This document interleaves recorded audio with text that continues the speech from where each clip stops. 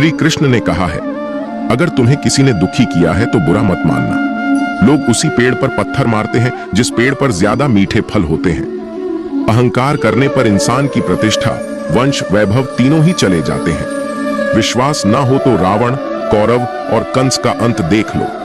कृष्ण कहते हैं, जैसे प्राणी अपने पुराने कपड़ों उतार कर फेंक देता है, नए को धारण करता है, उसी प्रकार यह आत्मा पुराने शरीर से त्याग करके नया शरीर प्राप्त करती है। मंजिलें मुझे छोड़ गई, रास्तों ने संभाल लिया, जहां जिंदगी तेरी जरूरत नहीं, कृष्ण ने मुझे संभाल लिया। कुदरत के फैसले पर कभी शक मत करना। अगर सजा मिल रही है तो गुनाह भी हुआ होगा। जब हम स्वयं जीवन के शिल्पकार हैं तो चलो हम अपनी मुश्किलें को हराते हैं, जीवन में मुस्कुराते हैं। जब आप प्रभु से जुड़ जाओगे तो आपकी परीक्षा प्रारंभ हो जाएगी।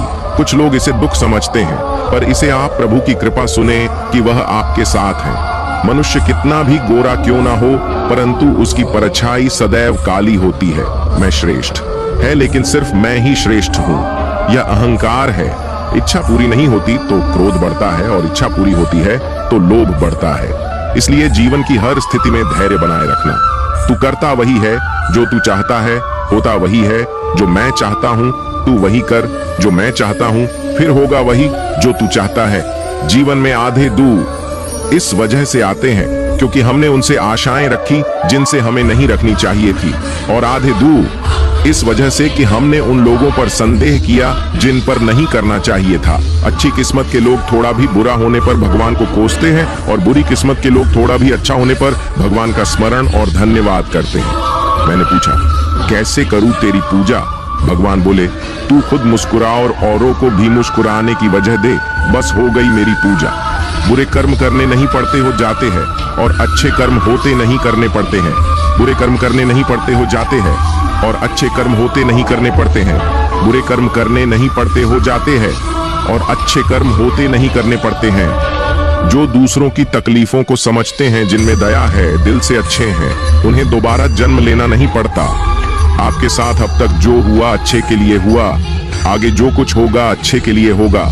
जो हो रहा है वो भी अच्छे के लिए हो रहा है। इसलिए हमेशा वर्तमान में जियो, भविष्य की चिंता मत करो। कृष्ण कहते हैं, यह बात हमेशा याद रखो, कैसे भी हालात हो, किसी प्रकार का अन्याय, पाप या किसी भी गलत बात का समर्थन नहीं करोगे, चाहे वह पति या पुत्र। कृष्ण कहते हैं, अहंकार मत कर, किसी को कुछ भी देकर, क्या पता तू दे रहा है या पिछले जन्म का कर्जा चुका रहा है। पर यह एक महिला की कहानी जो भगवान श्री कृष्ण पर अटूट भरोसा करती थी। उसके जीवन का कठिन समय भी उसके भरोसे को नहीं हिला सका। एक अत्यंत गरीब महिला थी जो भगवान श्री कृष्ण पर अटूट विश्वास करती थी। एक बार उसकी स्थिति बेहद दयनीय हो गई। घर में खाने पीने के लिए कुछ नहीं था। कई दिनों से परिवार भूखा था। परिवार की यह हालत उससे देखी नहीं जा रही थी। फिर एक दिन उसने अपनी व्यथा रेडियो के माध्यम से भगवान श्री कृष्ण तक पहुंचाई और उनसे मदद करने की विनती की। रेडियो का वो प्रसारण एक घमंडी, नास्तिक और अहंकारी उद्योगपति ने सुना, और उसने सोचा कि क्यों न इस महिला के साथ कुछ ऐसा मजाक किया जाए कि उसकी श्री कृष्ण के प्रति आस्था ही डगमगा जाए।